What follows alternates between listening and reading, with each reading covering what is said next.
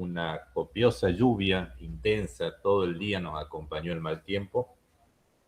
Tenemos que adentrarnos ya al tercer tiempo quirúrgico, es decir, en la clase anterior habíamos visto la diéresis, que era adentrarnos en los tejidos, adentrarnos en los planos anatómicos para llegar a una determinada región, a un determinado órgano, al interior, inclusive en algunos casos a la luz de una víscera, vísceras huecas me refiero.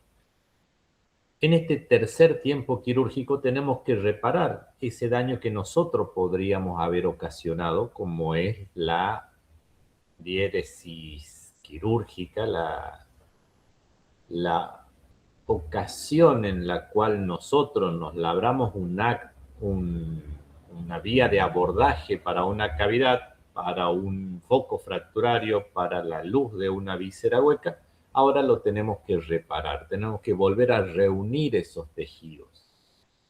Tenemos que darle la posibilidad de que cicatricen de la forma más rápida posible, recuperando su funcionalidad de la forma más rápida. Estas diéresis, si bien pueden ser quirúrgicas, también hay soluciones de continuidad que son de tipo traumática, es decir, que no las ocasionamos nosotros en un acto quirúrgico, sino por un accidente, por una pelea, por una caída, se ocasionan soluciones de continuidad, heridas contusas, ya irán viendo ustedes un poquito más adelante las clasificaciones correspondientes, pero se originan en un evento traumático, accidental, intencional, en un trauma, no en un quirófano, una solución de continuidad, y hay también en esos casos que darle una reparación, hay que darle una síntesis, hay que lograr una sutura para que cicatrice de la forma más rápida y eficiente posible. ¿Cómo vamos a definir a una síntesis o a una sutura? Sino como al conjunto de maniobras destinadas a unir los tejidos que en un acto quirúrgico o bien en un evento traumático fueron separados, perdiendo la continuidad y perdiendo la funcionalidad. Ese tejido pierde su función natural. Por ejemplo, la piel, que tiene como función principal la barrera para aislar ese organismo del medio ambiente, pierde esa función y tenemos que devolverla en esta síntesis. El objetivo de la síntesis, de la sutura, como lo habíamos mencionado, es que cicatrice lo más rápido posible. Eso quiere decir cicatrización por primera intención, que es lo que están leyendo en la diapositiva, pero también que sea lo más estética, lo más funcional esa cicatrización. Para ello tenemos que ver los tejidos. Cada tejido tiene un tipo de cicatrización, un ritmo de cicatrización y una remodelación en su cicatrización. Ya habíamos mencionado cuando hablamos de diéresis que era indispensable, imprescindible el manejo delicado de los tejidos, la hemostasia, conservar la irrigación, todas necesidades tanto para la diéresis, pero también para la síntesis.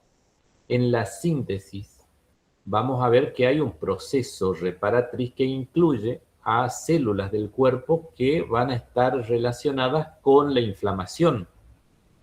Cualquier herida, ya sea quirúrgica, traumática, se va a inflamar. Y a la hora de realizar la síntesis, esa inflamación tiene que ser de la menor expresión posible para que esa cicatrización sea eficiente. Pero también no dejar de contemplar el reposo de esa zona, de esa región anatómica que está incluida en ese proceso de síntesis de suturas. Por eso el reposo, la inmovilización, el vendaje, el apósito, porque esa región debe cicatrizar, debe tener la posibilidad de que se produzca esa cicatrización y que en el movimiento no se rompan esas uniones que se van produciendo en la cicatrización. A veces hay heridas tan amplias como la que ven en imagen, mastectomías, estas son imágenes de quirófano, mastectomías, remoción de una glándula mamaria. Recordarán ustedes de anatomía 1 y anatomía 2 y fisiología, que las glándulas mamarias en la perra están en 2 cadenas mamarias con 5 mamas en cada una de las cadenas, y en la gata están también en 2 cadenas mamarias con 4 glándulas mamarias, siendo los nombres pectoral, torácica, torácica caudal en el caso de la perra, abdominal craneal, abdominal caudal e inguinal. Y la irrigación, obviamente, por parte de la epigástrica craneal, la epigástrica caudal y la torácica anterior. Todo eso recordatorio de materia que ustedes ya cursaron y ya habrán aprobado la mayoría de ustedes. Y esto es un poquito de lo que les venía diciendo. En el intento, nuestra síntesis de que cicatrice lo más rápido posible, hablamos de primera intención, cicatrización rápida, efectiva, una línea de cicatrización, hasta me atrevo a decir, una cicatrización estética, una cirugía estética con su correspondiente cicatrización, una línea de cicatriz.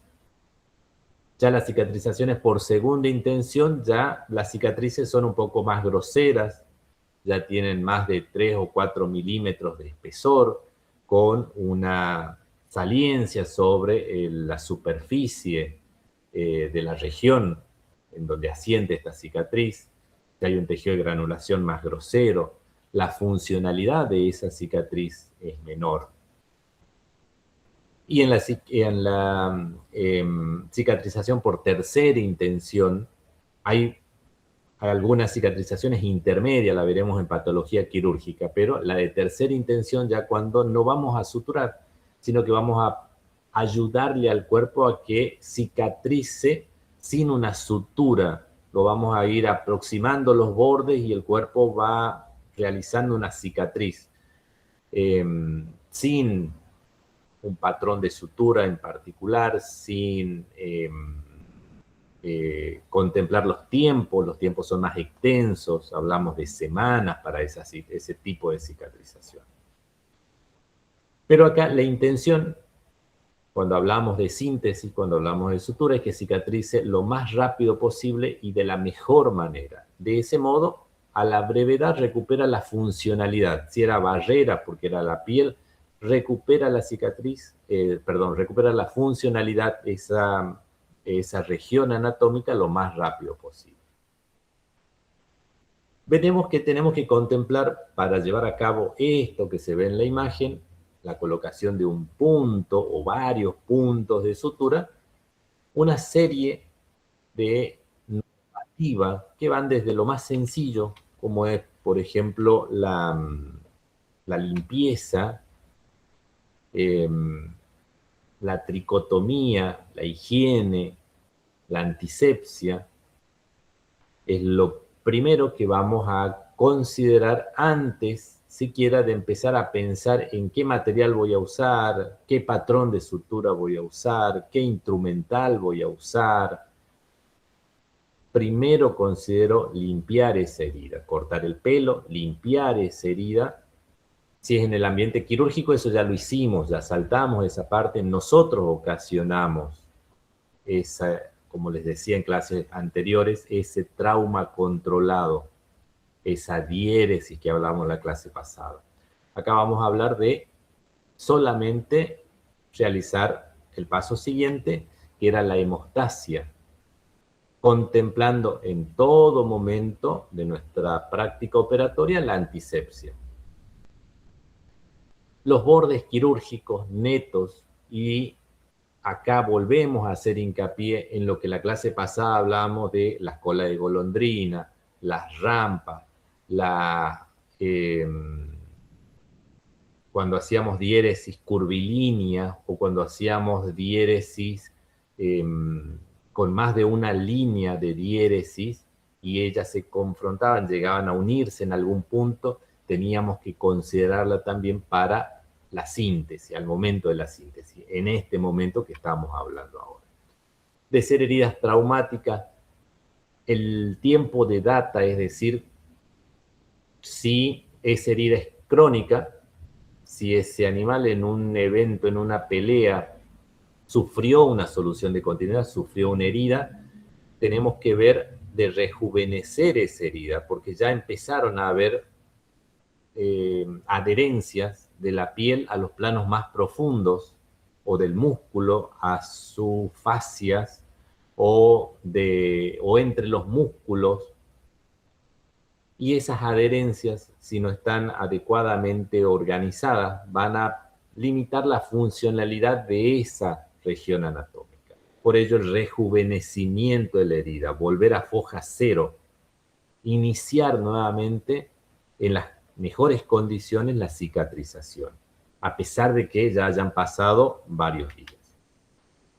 La síntesis por plano refiere a que no podemos suturar piel con músculo, el borde tegumentario, el borde de piel, con una fascia, con el músculo.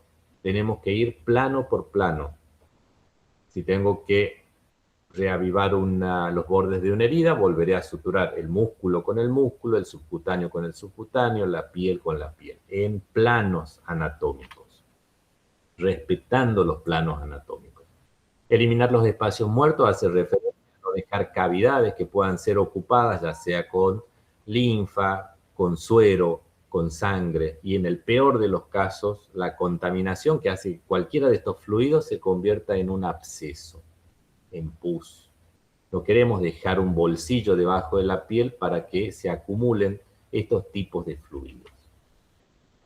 La tracción de los hilos, no menos importante, si estoy pensando en suturar, en colocar un punto de sutura y estoy dándole demasiada atención a mis puntos de sutura, yo voy a tener así como cuando queremos coser una prenda de vestir y ajustamos mucho el hilo, vamos a tener ciertas alteraciones en lo visual, en lo funcional de esa costura.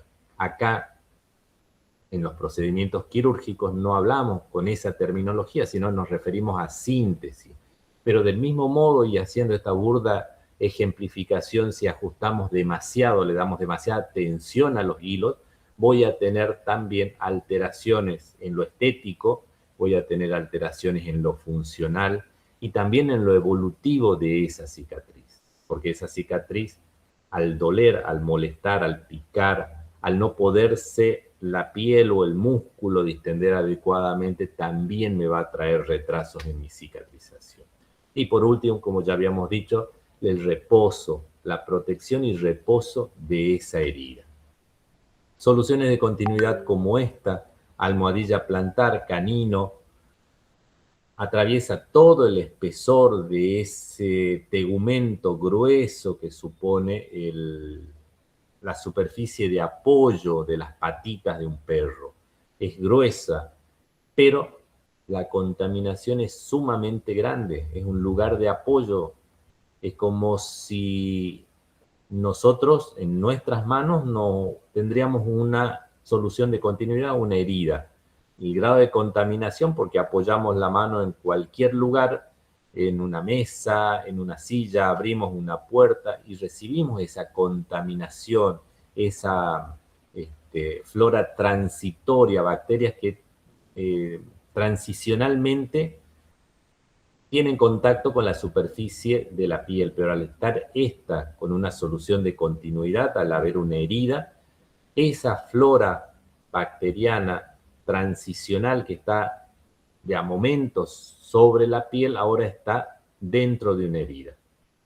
Del mismo modo, en esta foto que le estoy mostrando en pantalla, puede esa bacteria que sería banal, sería ocasional, no produciría ningún tipo de alteración tegumentaria, acá la va a producir porque se rompió la barrera cutánea.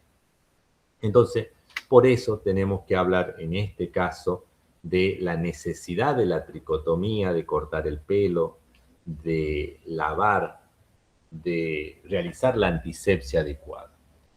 En cuanto a estas otras heridas, Ustedes ven estos animalitos que tienen heridas, tienen soluciones de continuidad en eventos traumáticos.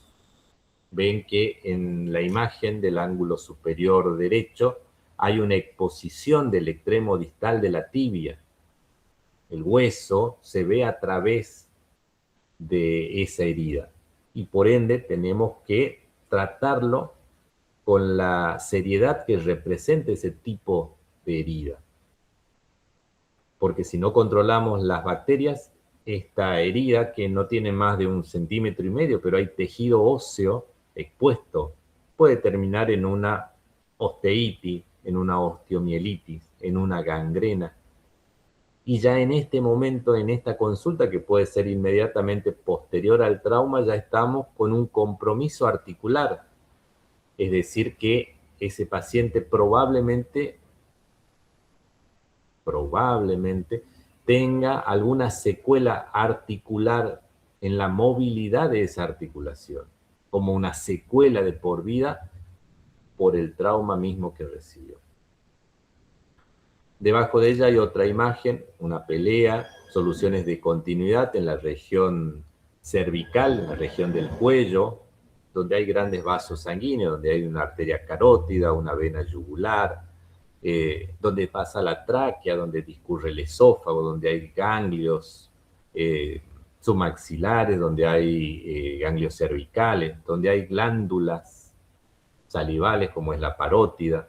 Entonces, todas esas estructuras anatómicas yo tengo que considerar al ver el paciente, al ver la herida, evaluar, mientras hago la higiene, mientras hago la antisepsia, evaluar qué estructuras anatómicas pueden haber sido afectadas en el trauma.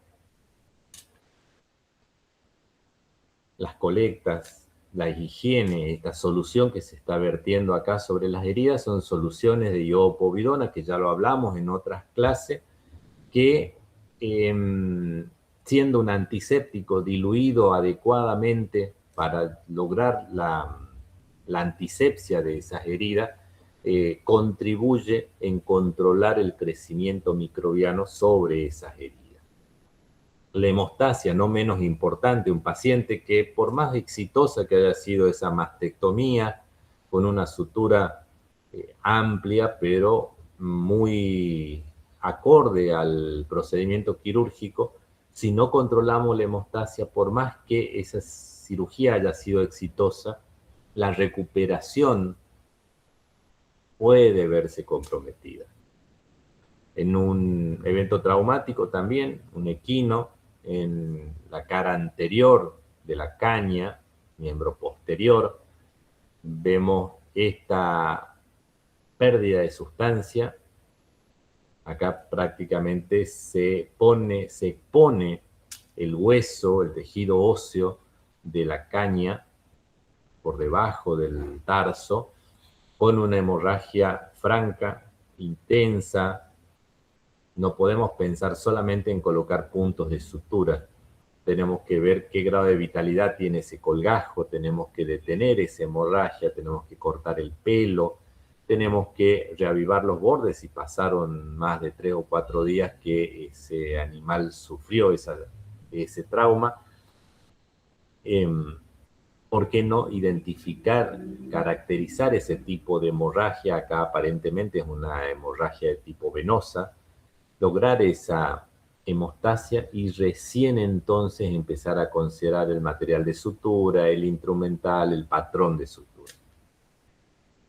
Otro caso es una herida contusa por un golpe con una superficie dura, con filo. Ya lo verán en patología quirúrgica, que se van caracterizando las heridas, dejando algunos datos que nos pueden orientar a cuál fue el agente causal de ese tipo de trauma. Acá es algo duro para que en esa región anatómica donde hay una cantidad importante de músculo, de hueso, pueda llegar a producir ese tipo de solución de continuidad. Otro equino, miren acá la exposición ósea es mucho más importante. Acá prácticamente se ve el tejido subperiosteal sea, el hueso ya acá no está recubierto por tejidos blandos, ya está expuesto plena, lisa y llanamente el tejido óseo, el periósteo del hueso. Las hemorragias, sin embargo, siguen estando. Y en el rejuvenecimiento de la herida, lo que les decía hace unos instantes, heridas crónicas como esta, producto de una práctica operatoria en esos,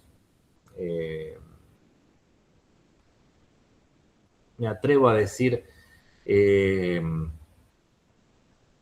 profesionales que recién se están iniciando o que están haciendo sus primeras armas en lo que es la cirugía, a veces se cometen errores y después quedan en evidencia.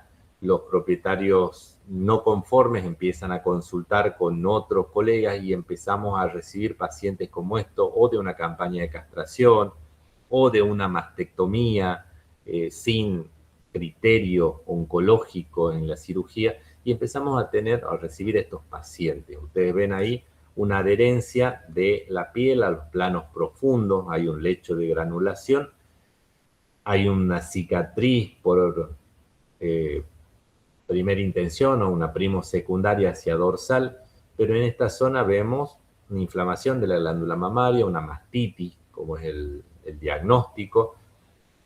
Estas heridas no podemos pretender que cicatricen colocando puntos de sutura, porque no lo vamos a lograr. Acá hay que rejuvenecer esas heridas. Hay que lograr que vuelva a haber un sangrado, hay que volverlo a someter a una intervención quirúrgica con los costos y los riesgos que eso demanda. Comenzando a suturar desde los planos más profundos, desde el músculo, después será la fascia, después el tejido subcutáneo y finalmente la piel. Esta fibrosis como tal no van a arrojarnos una cicatrización inmediata. Acá van a quedar cicatrices importantes, queloides en algunas oportunidades como consecuencia de cicatrices hipertróficas como consecuencia de la cronicidad, de la inflamación, a veces hasta de la infección que se obtiene por no hacer o no secuenciar todos estos eventos como les estoy relatando. Ahí ven cómo esa herida del pecho en ese equino se va cerrando de los planos más profundos, ya hay puntos de suturas colocados en los planos más profundos y la línea de síntesis, el patrón de sutura se va estrechando, se va haciendo más pequeño. Ven ahí lo amplio que es y ven ahí cómo se va afinando ese patrón de sutura. Suturando así plano por plano desde lo más profundo, puntos de sutura en un corte transversal, puntos de sutura en lo más profundo, en la fascia, en el músculo, en el subcutáneo y finalmente en la piel. Nunca dejar estos bolsillos, estos segundos espacios, siempre reconstruyendo plano por plano desde la profundidad hacia la superficie, considerando, y ya lo vamos a ver a continuación, otras variables como es el tipo de hilo, el tipo de punto de sutura, pero nunca dejando esos bolsillos, esos espacios muertos que, como les decía hace unos instantes, van a colectar sangre, suero, linfa y en el peor de los casos, contaminaciones de tipo purulenta. También a veces para lidiar un poquito con estos espacios, que a veces es muy difícil eliminarlos a todos, podemos acceder a lo que es la colocación de drenajes, que son canales de descarga, para que lo entiendan, canales de descarga para que esos líquidos no queden contenidos en la profundidad de los tejidos y puedan ser eliminados al exterior. Deben estar adecuadamente fijados, adecuadamente protegidos y adecuadamente higienizados esos fenestres, esos drenajes. Ven ahí en esa imagen que se están haciendo las limpiezas de colectas que a veces por una pelea o por un golpe o por un trauma de naturaleza romo quedan esas colectas, en este caso un paciente canino, región cervical, esas colectas se van evacuando a través de esos drenajes, se van sacando desde el interior de los tejidos y se va ayudando, contribuyendo con presión de un vendaje para poder, acá vemos otro paciente, un equino, y vemos este drenaje, en este caso es un drenaje plano, un drenaje de tipo Penrose. Son de látex, son muy blanditos, lo que favorece o le da comodidad a ese paciente y permite el drenaje, la salida de esos líquidos hacia el exterior. Creamos un canal de descarga para que no se colecte en los tejidos más profundos esos líquidos. Y por el contrario, es un drenaje tubular, no es plano como sino que es tubular, es cilíndrico, y también se adentra en los tejidos, tiene como huequitos que se llaman fenestres, y esos fenestres permiten que el líquido ingrese al interior del tubo y discurra por el interior del tubo, eliminándose esas colectas. Llegamos a la tracción de los hilos, uno de los últimos ítems considerados al momento de suturar. Ustedes ven en esa imagen una herida moderadamente amplia en el muslo, pero con una tensión importante, lo que logra la eversión de los bordes. O sea, los bordes, en vez de quedar afrontados, borde con borde, quedan como evertidos, como salidos, como labios fruncidos, que disminuyen o aumentan la velocidad. Perdón, me expresé mal. Alargan los tiempos de cicatrización, disminuyendo la efectividad de la cicatrización. Son cicatrices más débiles, que nos llevan mayor tiempo de cicatrización y son más molestas para ese paciente, porque hay mucha más tensión sobre la piel, duele más, pica más, el tejido de granulación es sumamente molesto para esos pacientes. Entonces, el postoperatorio, cuando se aprieta mucho los hilos, es más, nos juega más en contra que no haber suturado en algunos casos. Protección de las heridas, los apósitos, los vendajes y, no menos importante, el collar isabelino.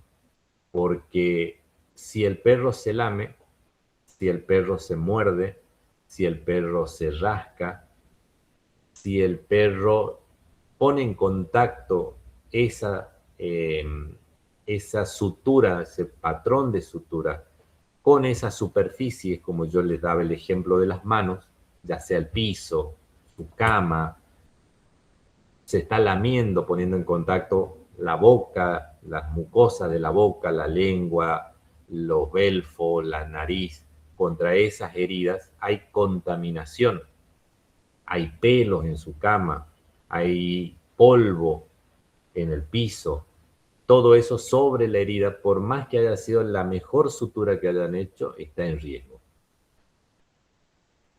Por eso las condiciones, dentro de las condiciones o enlistadas entre las condiciones para suturar, está la protección de la herida. Los apósitos no son nada más que, en medicina humana, un apósito, para que entiendan lo que es una bandita, una curita, es un apósito. Es una protección acolchada, permeable, permite la ventilación de esa herida, pero la protege, absorbe las secreciones, la aísla a esa herida, a esa sutura del medio y le permite cicatrizar debajo de ese apósito. El collar isabelino, la pantalla esta de este material plástico, evita que la lengua, los dientes, los labios, la nariz tengan contacto con las heridas. Pero me ha pasado que pacientes vendados con collar isabelino se van a la casa a las 24 horas, primer control, y llega sin vendaje, con la herida o con los puntos a veces removidos, porque no es el paciente el único que se puede sacar los puntos. A veces viven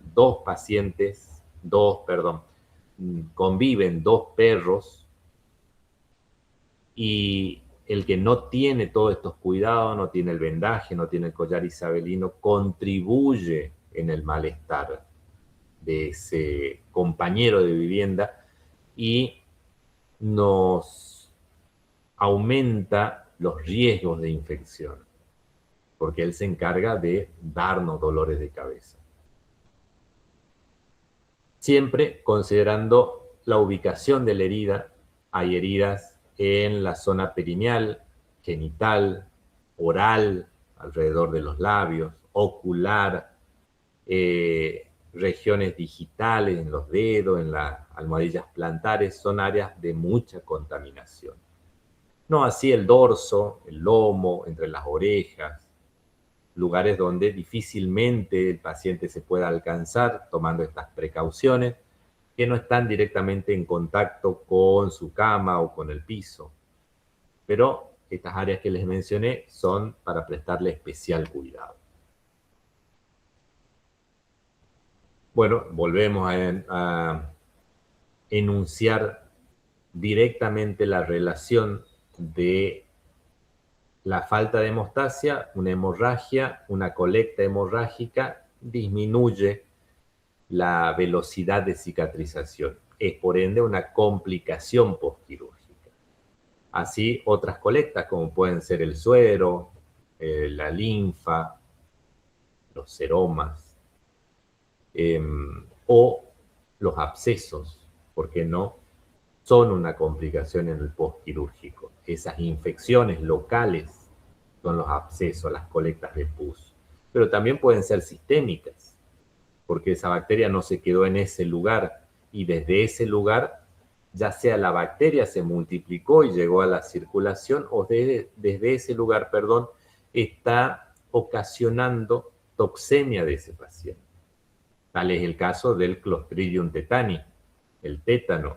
Yo puedo tener esa herida que le estoy mostrando ahí en imagen, una herida que viene demorada en su cicatrización, algunos puntos que han salido, se han esfacelado, es el término que se utiliza cuando salió el punto, se lo sacó el punto, se lamió, se rascó, y ese punto dejó de cumplir su función.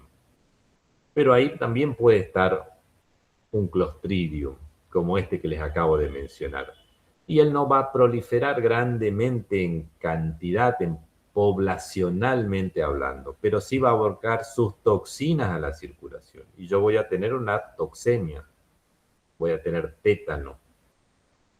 Y es una enfermedad que si no la puedo detectar a tiempo, puedo llegar a tener serias complicaciones, muchas secuelas después del tratamiento tardío del tétano.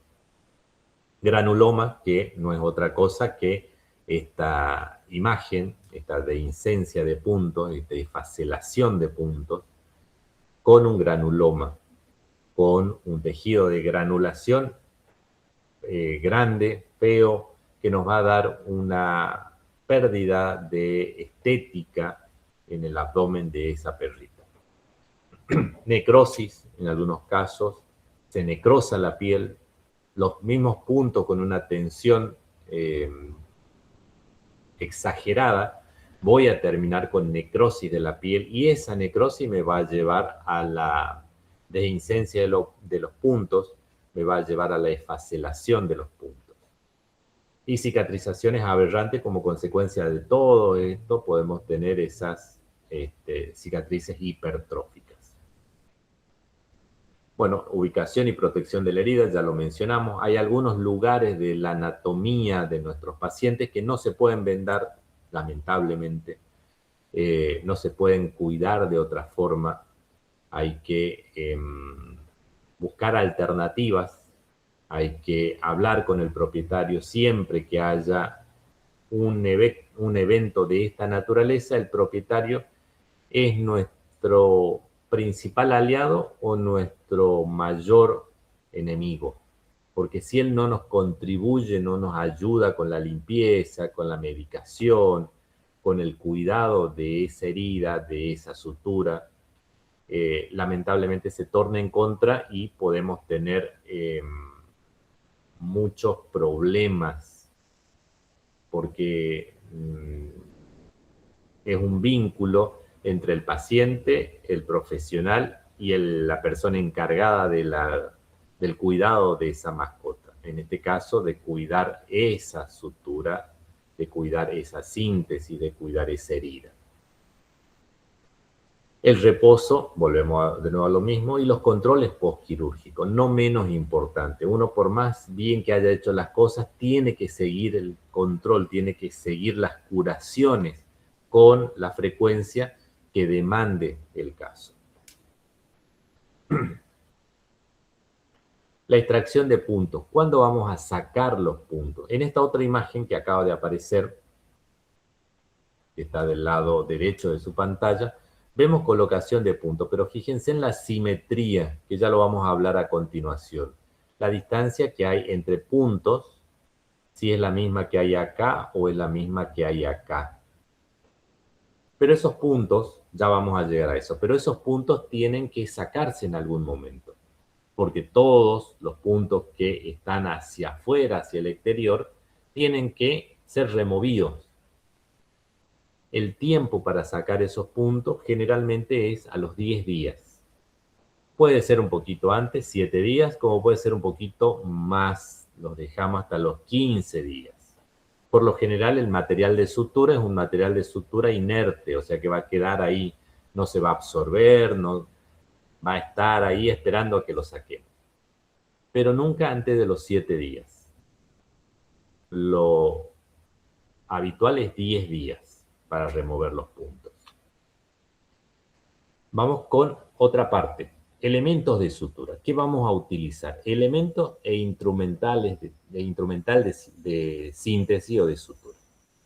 Dentro de los elementos, lo que vamos a utilizar para suturar lo que va a quedar en estrecho contacto con esa herida, con esa solución de continuidad, las agujas y el material de sutura, la hebra de hilo que vamos a utilizar.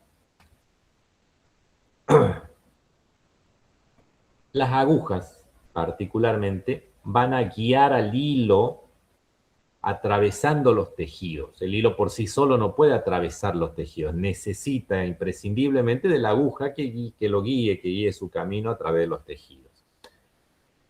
Esa aguja tiene que poder tomarse adecuadamente para que atraviese los tejidos, porque la firmeza, la resistencia de los tejidos debe ser vencida por la aguja, por el filo de esa aguja.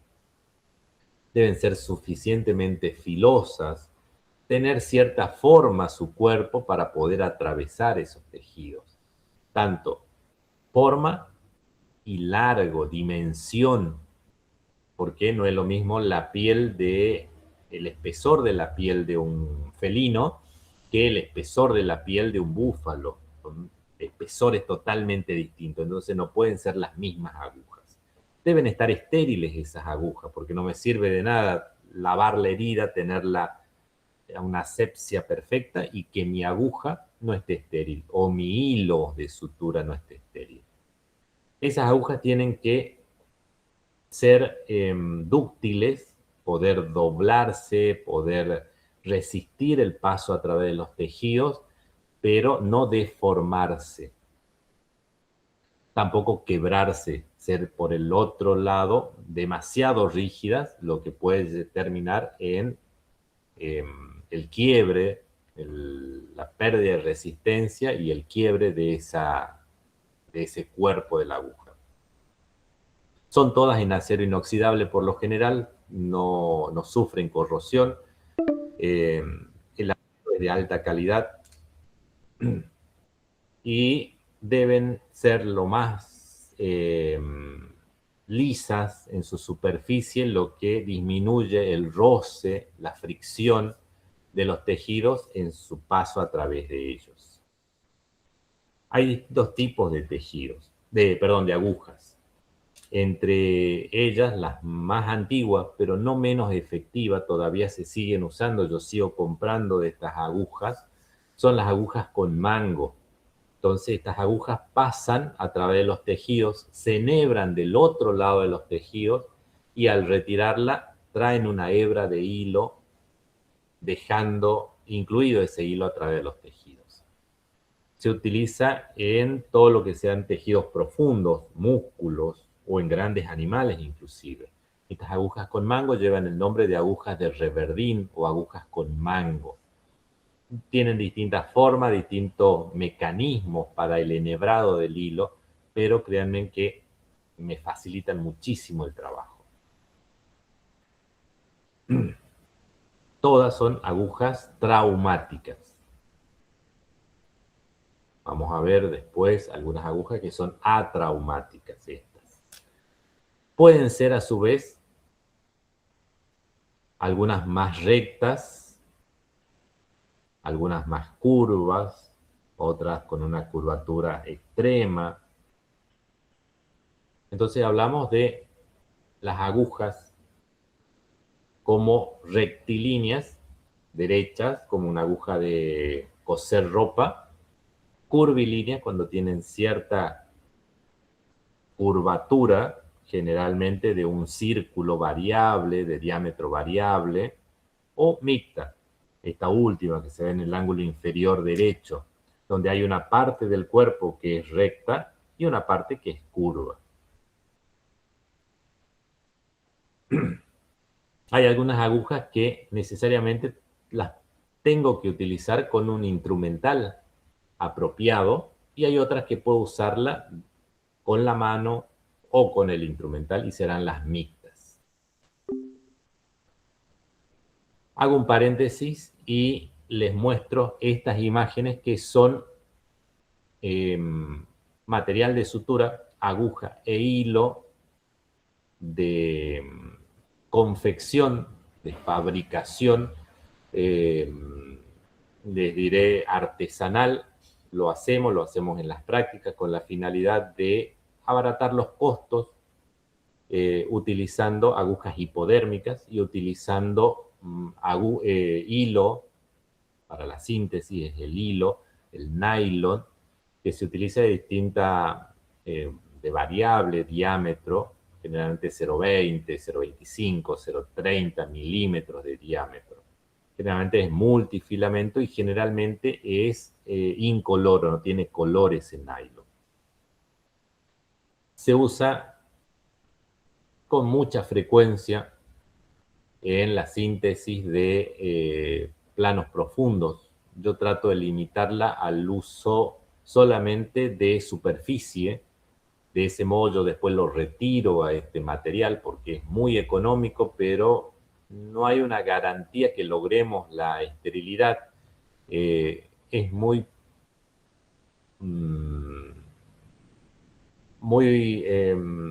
les diré, visto con cierta aprensión por parte de los propietarios.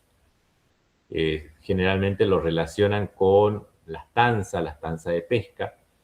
Por ese motivo yo no suelo dejarlo en los tejidos profundos, prefiero utilizar material de sutura que sea absorbible en los planos profundos, en las vísceras, y este material limitarlo solamente al uso en los planos superficiales, piel. Les decía que habían agujas traumáticas, que eran las primeras, y habían agujas atraumáticas. Estas agujas atraumáticas tienen empotrado en su cuerpo el hilo, que son como estas que les acabo de mostrar en esta imagen y que ustedes la van a tener que aprender a hacer porque con ese tipo de agujas artesanales vamos a llevar a cabo algunas prácticas quirúrgicas. No sobre pacientes vivos, obviamente, serán prácticas sobre maquetas para que ustedes faciliten las maniobras o adquieran la destreza psicomotriz tal para lograr realizar patrones de sutura con sus correspondientes nudos. Esas agujas, si vuelvo un poquito para atrás, tienen dentro de su cuerpo, atraviesa el hilo, el nylon, multifilamento, 0,30, se saca el pabellón de la aguja hipodérmica, se lo quiebra y se cierra, se aplasta el cuerpo, el tallo de la aguja para que comprima el hilo en su interior. Esa es una aguja artesanal atraumática. Es la misma que vemos en esta imagen y que fabricada en la industria de textiles para síntesis, con otro tipo de materiales, pero básicamente es lo mismo. El hilo está empotrado, está dentro del cuerpo de la aguja.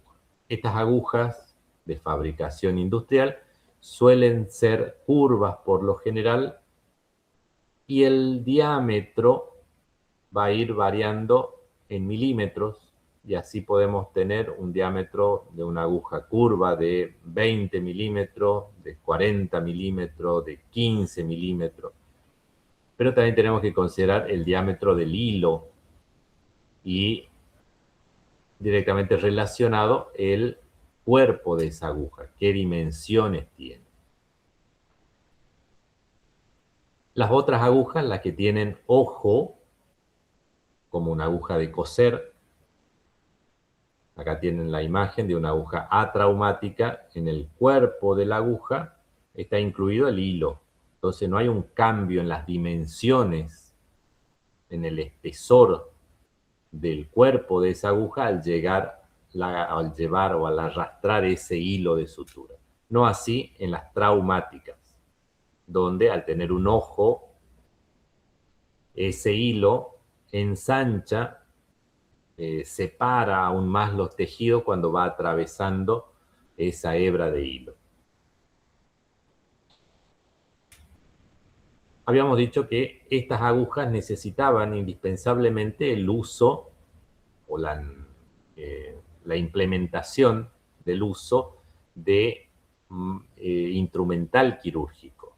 Ese instrumental quirúrgico lleva el nombre de portaagujas.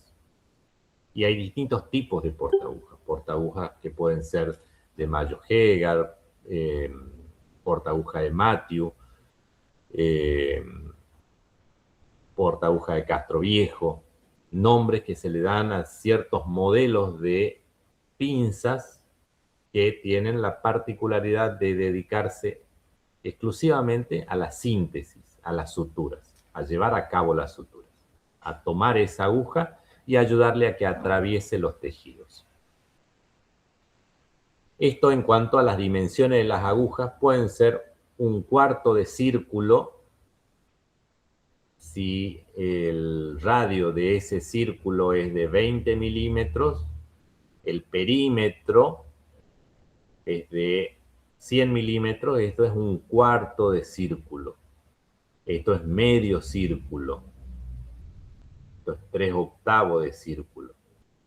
Es la mitad de un círculo, la cuarta parte de un círculo del perímetro total, esto es la cuarta parte. Del perímetro total, esto es la mitad. Y ahí se puede sacar o el diámetro o el radio. ¿Para qué vamos a utilizarlo? Un cuarto de círculo, algo casi o con un muy poquita curvatura, para cirugía oftalmológica, para microcirugía o pieles muy finas a la hora de lograr la síntesis. Ya 3/8 de círculo, ya más pronunciado ese círculo, para músculo, para fascias, para tendones. Medio círculo, la mitad de un círculo, del perímetro de un círculo, para todos los trabajos dentro de cavidades. Cavidad oral, cavidad nasal, faringe, retrofaringe, cavidades como la cavidad abdominal, la cavidad torácica, medio círculo. De ese modo es menor la posibilidad de lastimar las paredes, los laterales a mi síntesis. En cuanto a la sección, si yo corto una aguja transversalmente, puedo tener que el cuerpo tiene una forma, puede ser circular, pero la punta puede ser cónica. La sección de la punta puede ser de un modelo, de un tipo de sección, y el cuerpo tener otro tipo de sección. Y eso también me va a ir diciendo para qué puede ser esa aguja. Y toda esa nomenclatura me la deja el fabricante me deja plasmado en el envoltorio de la aguja y del hilo, qué tipo de cuerpo tiene, qué tipo de punta tiene. Entonces ahí vamos viendo las alternativas que tenemos. Punta cónica cortante, punta cónica, cuerpo cilíndrico, de sección triangular, punta y cuerpo, de sección triangular invertida, en vez de tener el filo sobre la parte cóncava, tiene el filo sobre la parte convexa. De punta roma, muy utilizada para tejidos friables, como el vaso, como el hígado.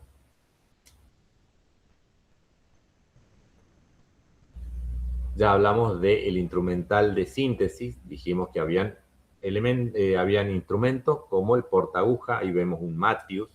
Ven que el Matthews, el portaaguja de Matthews, no tiene anillas, ya lo vieron cuando estudiaron instrumental quirúrgico. No tiene anillas, sino un sistema de cremalleras que con la misma presión hace que se liberen o se aprieten las mandíbulas de ese portaaguja, apretando o soltando la aguja. La pinza de mano izquierda con dientes o con estrías para contribuir a la tensión de ese plano anatómico a suturar. Los portaagujas, ya algo le había adelantado, Mayo Hegar, Matthew, Pinocchieto, bueno, acá falta Castro Viejo, y portaaguja de Gigli. Pinzas de mano izquierda, ya sea diente de ratón, Adson o pinzas con estrías, pinzas sin dientes. Algunas fotos de los portaagujas, Gigli, Matthews, Mayo Hegar, la otra pinza de mano izquierda que no tiene dientes de ratón, sino que tiene estrías transversales, pinza de disección.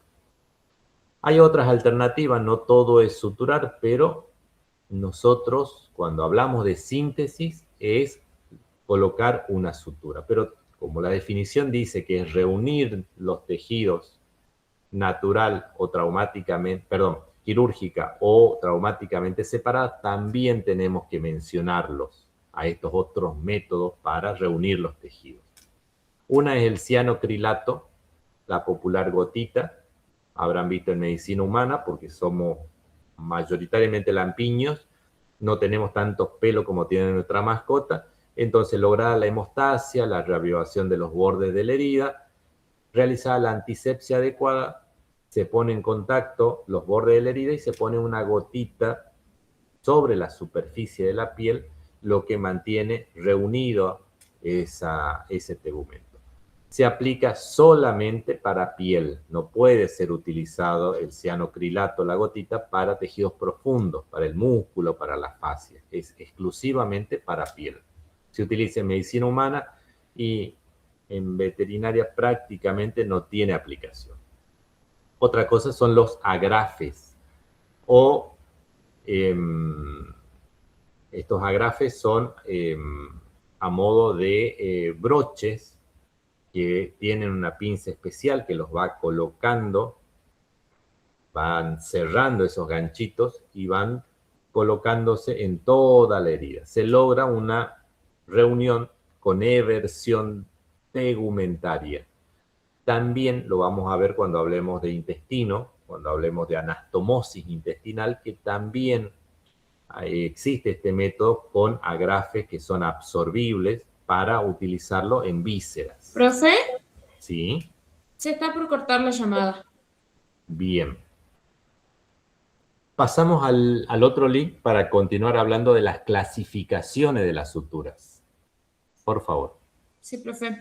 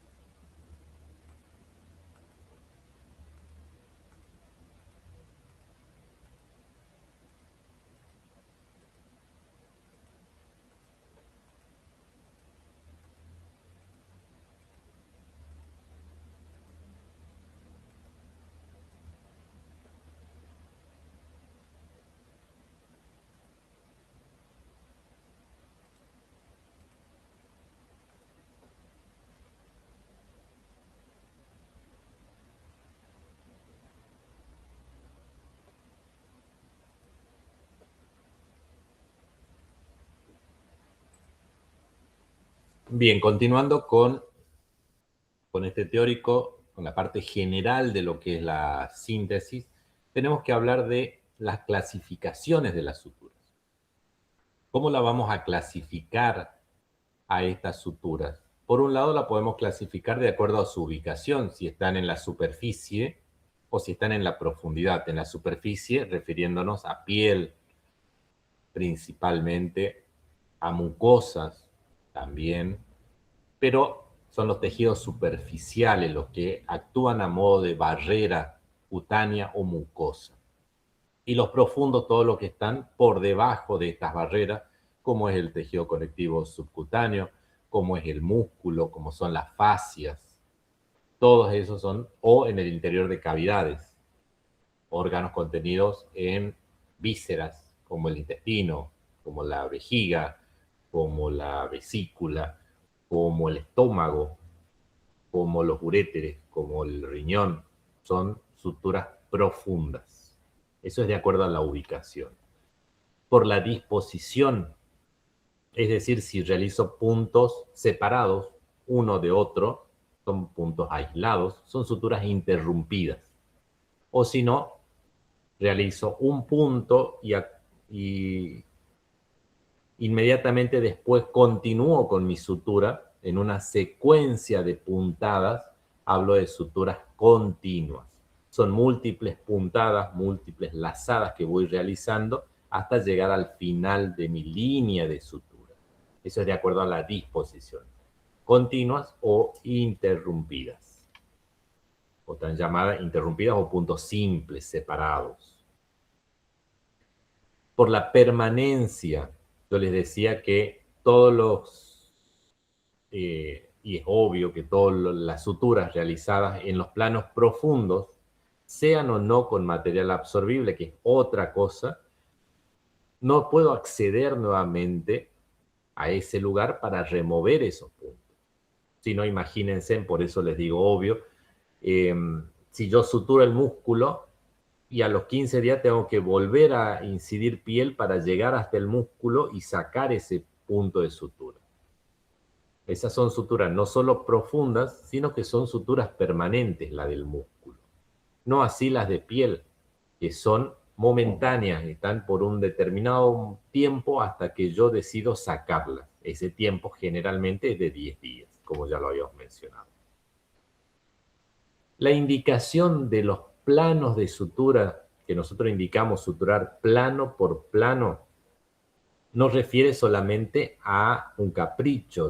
Está la indicación de que es más funcional, más acorde al movimiento anatómico de esa región, suturar plano por plano. Pero también está contemplada la sutura en masa, suturar 2 o 3 músculos que prácticamente no tienen movilidad entre ellos, suturarlo simultáneamente, con un solo punto que envuelva 2 capas musculares.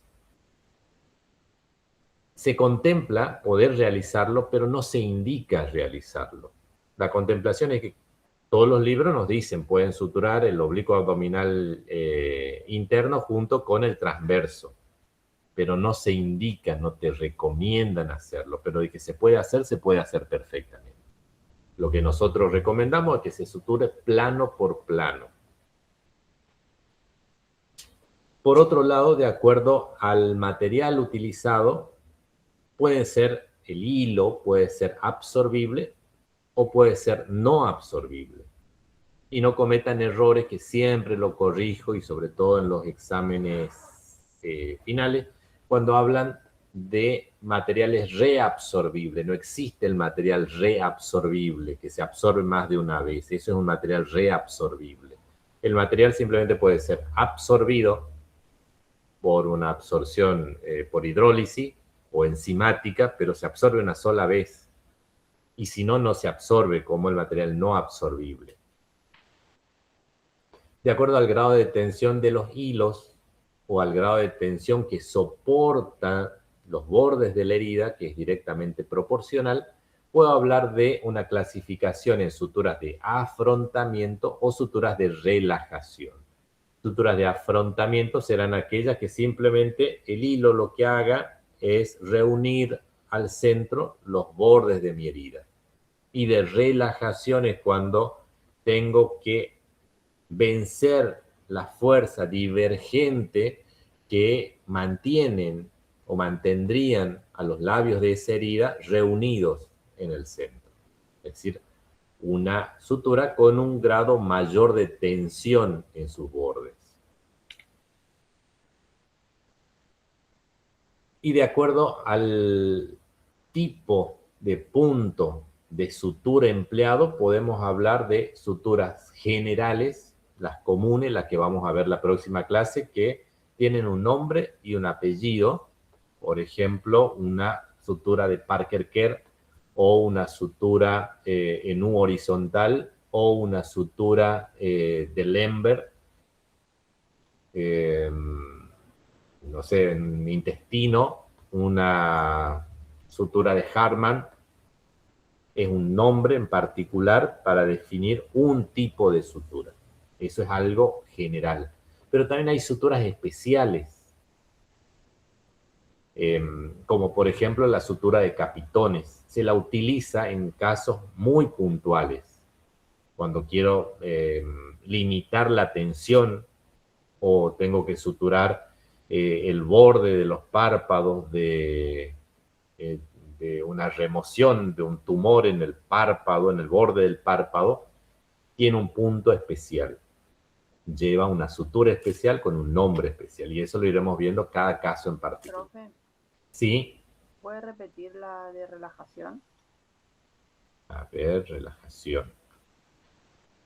El afrontamiento, las suturas de afrontamiento, solamente significan que los bordes, sin ninguna tensión en absoluto, con el material de sutura, con el hilo, se encuentren en contacto. No hay tensión. Por el contrario, en una articulación, por ejemplo, la rodilla, ya la tensión que hay, que tiende a que esa herida en la rodilla se abra, se mantenga abierta, necesito otro tipo de sutura, que va a infringir un poco más de tensión a los bordes de la herida. Va a tener que soportar un poco más de fuerza divergente de esos labios de la herida. Todas esas suturas son llamadas suturas de relajación.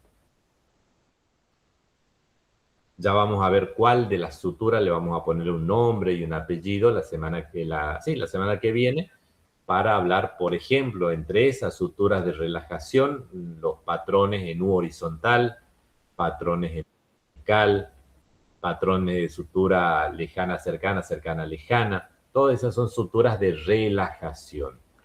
A diferencia de las suturas de afrontamiento, como por ejemplo una sutura a punto simple, simple separado o simple continuo, sutura en X. Ya lo vamos a ir viendo, vamos a terminar de entender el concepto. La técnica general, a modo,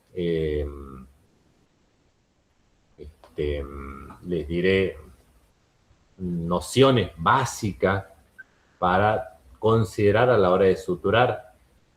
Primero, que tengo que tener una adecuada sujeción del animal. Y con sujeción no quiero decir solamente contenerlo físicamente, sino muchas veces brindarle la sedación y la analgesia necesaria para poder llevar a cabo una sutura adecuada. Porque eso de estar peleando con la colocación de puntos es muy inhumano y voy a terminar con un patrón de sutura que no va a ser el más adecuado. Así sean 2 puntos de sutura, 3 puntos de sutura, tengo por lo menos que hacer una sedación y una infiltración local que desensibilice esa zona, se anestesia esa zona, esa región, esos bordes de la herida y poder colocar más profesionalmente unos puntos de sutura. Tengo que preparar adecuadamente el campo operatorio, ya hablamos, tricotomía, cortar bien el pelo, lavar, sacar todo el pelo libre, los coágulos de sangre, las costrosidades, las secreciones, la contaminación en la antisepsia y recién pensar en la sutura. Elegir esa sutura, elegir la aguja que voy a usar, el portaaguja que voy a usar, la pinza que voy a usar, el hilo que voy a usar. Y finalmente hacer el punto, lograr pasar ese hilo de sutura guiado por la aguja, hacer los nudos correspondientes que vamos a ver a continuación. Y acá empezamos a enlistar otras cositas. Por ejemplo, la colocación de la puntada. ¿Qué es la puntada? Sino cuando la aguja, punta, cuerpo y ojo de la aguja va a ir atravesando los tejidos. Esa es la puntada, la punta de la aguja atravesando los tejidos. Esa puntada puede hacerse en un solo tiempo, atravesar ambos bordes o los tejidos a ser reunidos o a ser atravesados por esa puntada en un solo acto. O puedo hacerlo en 2 tiempos. Paso primero un borde de la herida, enhebro, hago la puntada en un solo borde y después paso y hago en el otro borde. De ese modo, ambos bordes de la herida están atravesados por esa aguja. La equidistancia, lo había mencionado en aquella foto en donde veíamos que comenzaron haciendo puntos a 0,6 milímetros y terminaron a 0,3 milímetros en la parte central y finalizaron a 0,5 milímetros. Esa es la equidistancia, el segundo ítem a considerar. Todos los puntos debieran colocarse a la misma distancia uno del otro, como simétricos, por así decirlo, uno a otro, todo el largo de la síntesis. No puedo comenzar haciendo puntadas largas y después hacer puntadas más chicas y finalizar con puntadas intermedias. Eso visualmente habla mucho del cirujano. No es colocar un punto por colocarlo, es lograr una sutura, un patrón de sutura con una equidistancia entre puntos. Los párpados, por ser curvilíneos, cuando vamos a suturar párpados, esta es una sutura que es curvilínea, es una línea curva, la piel es muy sensible, la inflamación es muy grande, el edema es muy grande en el postoperatorio y la zona tiene una gran contaminación y es muy molesta, muy reactiva para ese paciente por la inflamación, por el edema, por el dolor, mucha inervación. Eso hace que tengamos que hacer una buena distribución de los puntos, un buen orden de colocación de los puntos. Entonces, para que 2 curvas de diámetros distintos puedan realizarse adecuadamente, tengo que comenzar utilizando la regla de los medios. Eso quiere decir que voy a poner un punto en la parte central, como muestra esa imagen esquemática. Coloco un punto, llevo a cabo el anudamiento y después, como esa regla de los medios, coloco al medio a la izquierda y al medio a la derecha, otro puntito. Uno a un lado, uno al otro lado. Y después voy por agregación, al medio del medio a la derecha, y así voy agregando puntitos. De ese modo tengo lo anterior, que era la equidistancia, pero también tengo el orden de colocación siempre a los medios. Eso ayuda a que una curva grande pueda coincidir con una curva de diámetro más pequeño. Se utiliza alrededor de todas las incisiones curvilíneas, ya sea párpado, sobresaliencias óseas, en la zona perineal. El grado de aproximación de los bordes, otro tema a considerar. Muchas veces quedan soluciones de continuidad, lechos muy grandes, y tengo que removerlos, tengo que aproximarlos utilizando puntos desde la profundidad hacia la superficie. Entonces tengo que empezar a achicar esa distancia. Y esos puntos de aproximación muchas veces se ponen en los planos más profundos, en el subcutáneo o en los planos musculares, y acortan esa brecha, y en el plano superficial al primero acorto más, voy cerrando esa herida, y recién cuando llego a las capas superficiales de la piel coloco esos puntos de sutura superficiales que van a dar por finalizada mi sutura. Pero no suturo, porque ya lo habíamos dicho, que no dejo segundos de espacio, solamente una sutura en la parte superficial, siempre comenzando desde la profundidad. ¿Dónde voy a ubicar los nudos? El material de sutura, sea absorbible, no absorbible, monofilamento, multifilamento, supone material extraño. Entonces tengo que colocar la menor cantidad de material sobre la solución de continuidad, sobre la herida. Por ello, los nudos siempre se deben volcar hacia uno de los laterales de la herida, de la incisión, de la diéresis. Nunca debe el nudo quedar en la parte central, sobre la línea de incisión. Siempre tiene que ser o a la izquierda o a la derecha, indistinto, de acuerdo al cirujano, pero nunca sobre la línea de sutura. La longitud de los chicotes es variable de acuerdo a qué estoy suturando. Todas las suturas profundas y permanentes, dejo un largo de los chicotes, el cabo, lo que está por encima del nudo, tiene que ser muy cortito, 1 a 2 milímetros.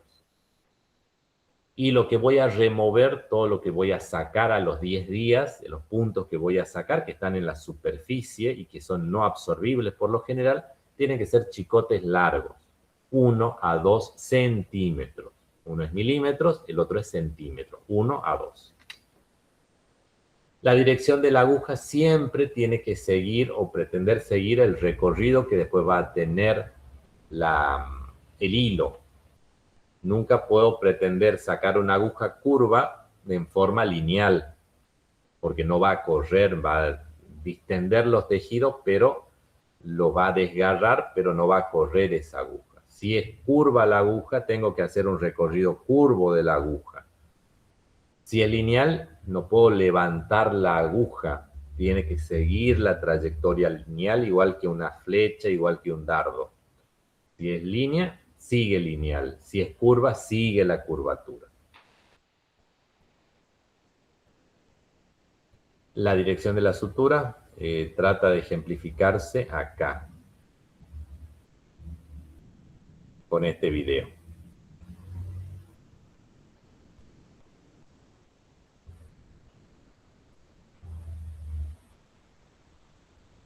Está haciéndose en 2 tiempos. Pasó primero un borde de la herida y ahora pasa el segundo borde de la herida.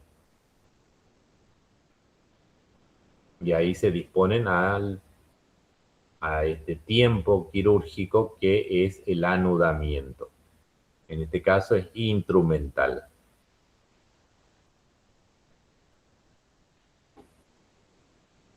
El nudo, fíjense, queda en uno de los laterales de la herida, no sobre la línea de sutura.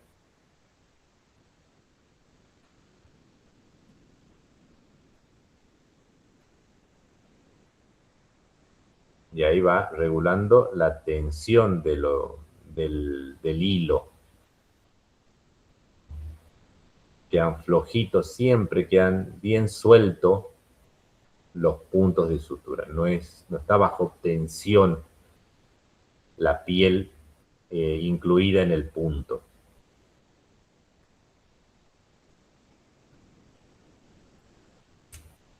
Planos profundos.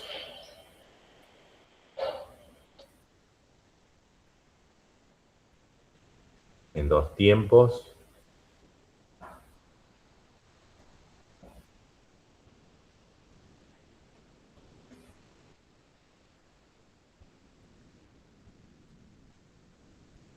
Ese es un patrón de sutura en X. Dibuja una X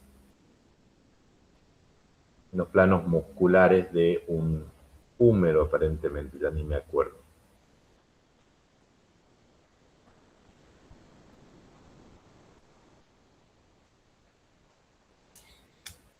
La técnica de anudamiento, o sea, esto que vieron en este video, de realizar el nudo para cerrar ese punto, tiene una técnica particular, distintas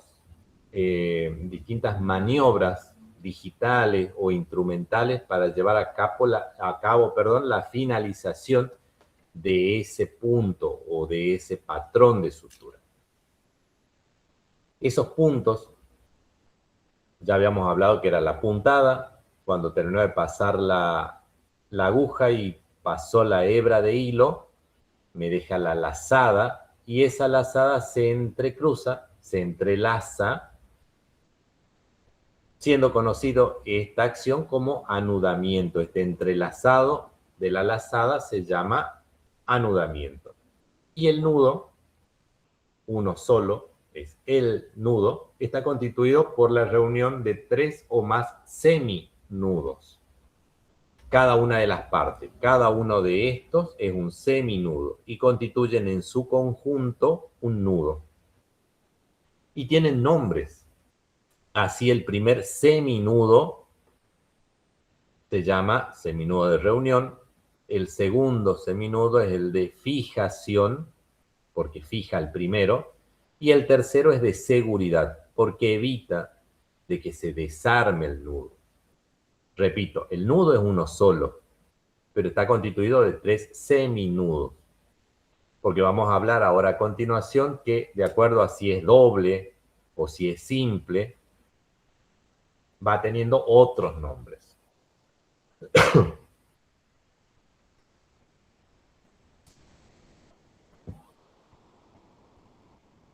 Para que esta técnica de anudamiento sea efectiva, tenemos que considerar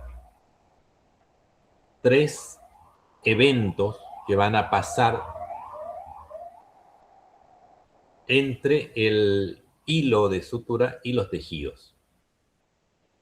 Uno de ellos es la fricción. Habrán hecho algún nudo con algún material muy resbaladizo y el nudo termina aflojándose. Por ejemplo, tratar de atar un cable o una tanza de una bordeadora, tratan de hacerle un nudo y se les desarma el nudo por la fricción. Entonces, considerando la fricción, yo tendré que elegir, considerando el material de sutura y su fricción, su grado de fricción, yo tengo que considerar el tipo de nudo que voy a hacer. Otra cosa es la resistencia, es decir, la fuerza que debe vencer el hilo para mantener los tejidos juntos en la posición unos con otros. Y otra cosa es la potencia, la tercera cosa a considerar. La potencia viene a vencer la resistencia de los tejidos. Si yo no tengo un hilo potente y tengo un tejido muy resistente, mi sutura va a ser un fracaso. Así, por ejemplo, si yo lo cotidiano, lo común que van a ver es, o que les voy a solicitar, por ejemplo, un nudo de cirujano. Es decir, que el primer seminudo es doble y el segundo y tercer seminudo son simples. ¿Por qué? Porque acá yo le estoy dando fricción, ya elegí el hilo para darle potencia, considerando la resistencia de los tejidos. Están las tres consideraciones eh, efectuadas a la hora de elegir el material de sutura y elegir el tipo de nudo que voy a ejecutar. Otro es el doble cirujano. Acá le doy todavía más fricción porque hago un entrelazado doble en el primer seminudo y en el segundo seminudo.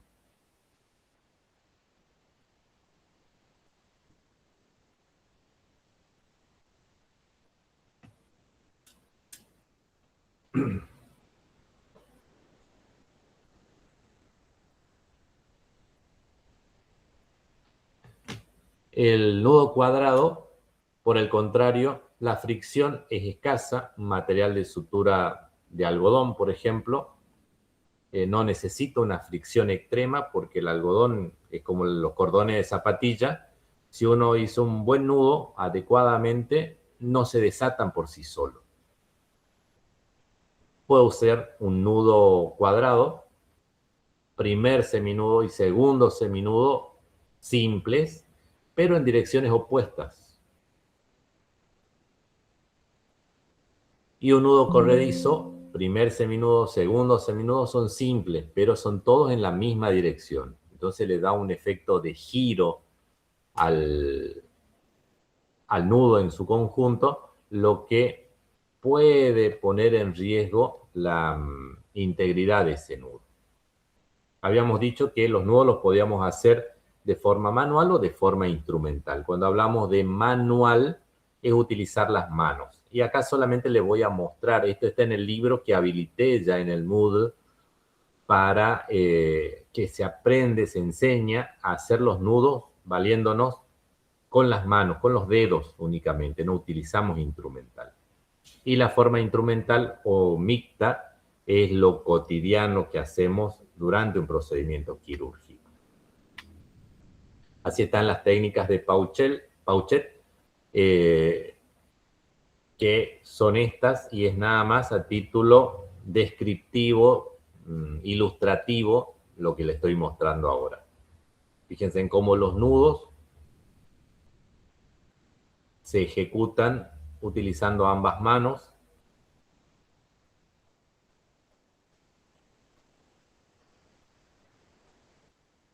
Logrando con delicadeza, con seguridad, con rapidez, con elegancia, obtener un nudo.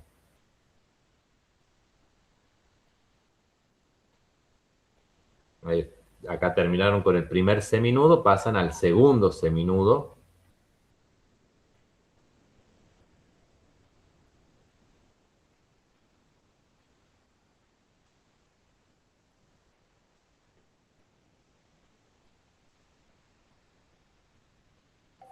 Con el dedo pulgar, y como Pauchet lo hace, utilizando los dedos mayor, índice y anular, acá la técnica es del dedo pulgar, porque es el principal artífice de la ejecución de este nudo.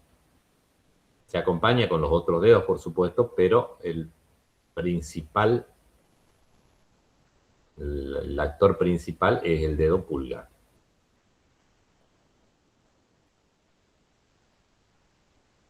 Termina siendo el mismo nudo, pero la maniobra es distinta. Entonces, la técnica se describe de forma distinta. Y acá el segundo seminudo con la misma técnica del dedo pulgar.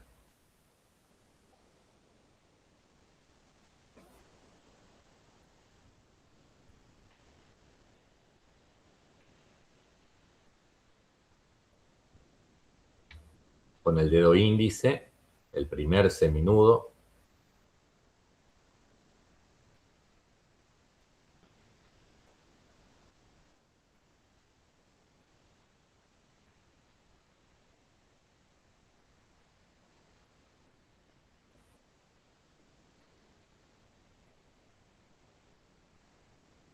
Otra técnica, Borban, Esta es muy utilizada, es una de las que yo más ejecuto. Primer seminudo doble.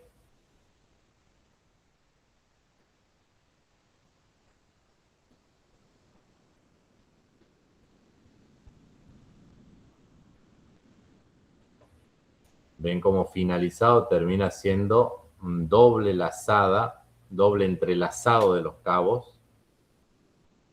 Y el segundo seminudo, inmediatamente a continuación, va a ser simple. Voy a constituir un nudo de cirujano.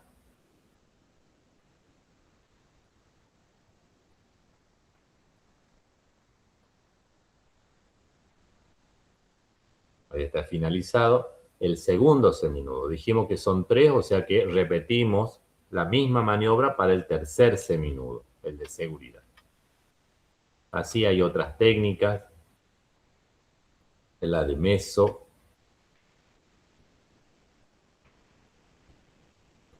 Los nudos siempre tienen que tener la tensión suficiente para cerrar, para aproximar los bordes, para afrontarlos, pero sin más que la potencia necesaria para vencer la resistencia de los tejidos. Nada más y nada menos. Si ajusto demasiado, voy a isquemizar los tejidos, los voy a necrosar y se van a terminar esfacelando los puntos. Deben quedar sueltos, liberados, solamente afrontando los tejidos. Tenemos que evitar la inversión o la eversión de los labios de la herida. No tienen que los labios estar hacia afuera, como aquella foto que mostrábamos al comienzo de la clase, ni tampoco invertido, ni tampoco con mucha tensión. Y los nudos no deben quedar sobre la herida. Se tiene que ajustar perfectamente, deben ser sólidos los nudos, los seminudos, no pueden quedar espacio entre seminudos. Deben ser fáciles, elegantes, rápidas las maniobras. Tener el menor volumen posible los hilos y, repito, no quedar sobre la línea de sutura.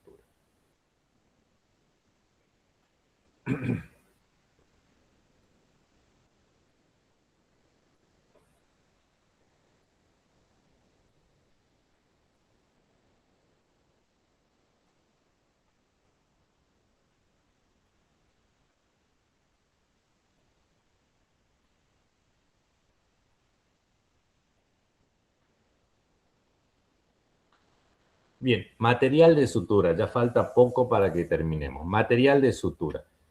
Ya habíamos mencionado cualquiera de estos portaaguja, Matthews, Mayo, Gigli, Castroviejo, alguno de los portaagujas, cada uno para un evento en particular. Si hago cirugía general, castraciones, colocación de puntos, síntesis de heridas, lo más común es utilizar un portaaguja Mayo-Heger. Matthews, hay que acostumbrarse a trabajar con Matthews, es una dinámica de trabajo especial porque al no tener anilla y no estar acostumbrado muchas veces aflojamos o cerramos y no sabemos coordinar los movimientos. Gigli tiene la ventaja de tener incorporada una tijera en el portaaguja, lo que facilita la sutura. Las pinzas que nos ayudan, las pinzas de mano izquierda, ya sean con diente de ratón o con estrías, dependerá del tejido, si es un tejido noble, sin dientes y con estrías. Si es piel, se prefiere los dientes de ratón a las estrías. Y las tijeras indicadas para trabajo con material de sutura, con hilo, es tijera de Mayo o tijera de Doyen. Metzenbaum, Iris, tijera de Iris, están fuera de las elecciones para síntesis. El repaso de lo anterior. Las agujas, habíamos dicho, con mango o las agujas sin mango. Y dentro de las que no tienen mango pueden ser con ojo y sin ojo. Con ojo suponen ser traumáticas. Sin ojo o con ojo enterrado son las llamadas agujas atraumáticas. Acá estaba esta imagen que ya la habíamos mostrado. Atraumática, la continuación del cuerpo de la aguja es con el hilo de sutura. Las traumáticas a continuación del cuerpo, se ensancha en el ojo y se ensancha más aún con el enhebrado del hilo de sutura o de la hebra de hilo. El material de sutura es cualquier hebra de un material en particular que se utiliza para aproximar los tejidos que después del anudamiento quedan en esa posición, quedan en esa aproximación, tanto y en cuanto tiempo que necesiten para cicatrizar. Toda herida quirúrgica necesita, volvemos de nuevo, a una potencia para vencer la resistencia de los tejidos. También se puede utilizar la misma hebra de hilo, el mismo material de sutura para colocar ligaduras, es decir, lo que ya habíamos visto en la clase anterior cuando hablábamos de hemostasia, envolver un vaso sanguíneo en su perímetro y anudar para dejar bloqueado de forma permanente ese vaso sanguíneo y evitar la hemorragia.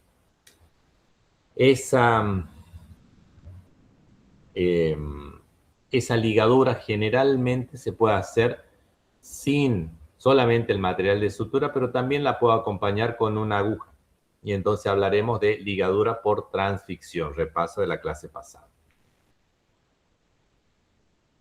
Dentro del uso adecuado de una sutura me va a facilitar mi técnica quirúrgica. Es un paso, el tercer tiempo quirúrgico, y es necesario, es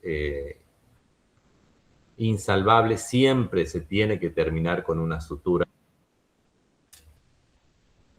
Una buena técnica de sutura demanda una menor tasa, disminuye mi tasa de infecciones porque devuelvo la funcionalidad a esa barrera que había muscular, tejido conectivo o tegumentaria, le devuelvo la continuidad, por ende vuelve a estar cerrada esa barrera. Y mejores resultados y menos molestias al paciente, una cicatrización por primera intención frente a una cicatrización por segunda o tercera intención. ¿Cómo elijo ese material de sutura?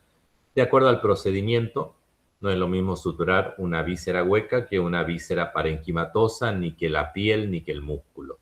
Características del paciente y de la lesión, no es lo mismo un gato que un equino o que un bovino o que un perro. Y el tipo de lesión no es lo mismo una herida que se produjo hace minutos en un accidente traumático, en una pelea, o la herida que se produjo hace 2 semanas, pero yo estaba de viaje, me cuenta el propietario, y para cuando volví encontré que se lamía y le miré bien y estaba una herida ahí, y bueno, pero calculo que fue hace una semana o 2 semanas atrás.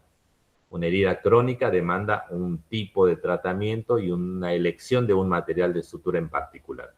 Una herida joven, nueva, reciente, demanda otro tratamiento de la herida y otra elección de material. La tensión de la sutura, ya dijimos, sutura de relajación, sutura de afrontamiento. Donde no hay fuerza divergente en los bordes de la herida, pongo una sutura de afrontamiento, algo que mantenga esos labios unidos, reunidos, nada más. Cuando hay tensión, cuando tiende a estar abierta esa herida, tengo que poner un material de sutura, un hilo de sutura más resistente, con mayor memoria, con mayor ductilidad y con mayor resistencia en el tiempo. La reacción biológica del organismo siempre se va a defender el cuerpo tratando de desarmar, de desintegrar todo lo que le hayamos puesto. Si yo pretendo sacarlo, será algo no absorbible que lo removeré al cabo de 10 días. Por el contrario, dentro de una víscera no puedo poner material no absorbible pretendiendo que el cuerpo lo desintegre porque no va a pasar. Todas las suturas debieran ser estériles, tener una buena resistencia acorde a los tejidos, a la tracción, a la fuerza divergente. El diámetro y el tipo de sutura también están en relación con la circunstancia y con el tiempo de evolución de esa herida. Que responda lo menos posible el tejido. Eso quiere decir de que no se inflame porque yo lo suturé, que se inflame por el traumatismo, pero no por mi sutura. Y esto viene a colación de que hay muchos pacientes, cada vez vemos más, que son alérgicos al material de sutura y nos trae una inflamación severa. Tenemos que reintervenir, sacar ese material de sutura, poner otro material de sutura, buscar otra forma de mantener esos tejidos en contacto. Sobre todo estos perritos, los más chiquititos, un pincher, un toy, un caniche toy,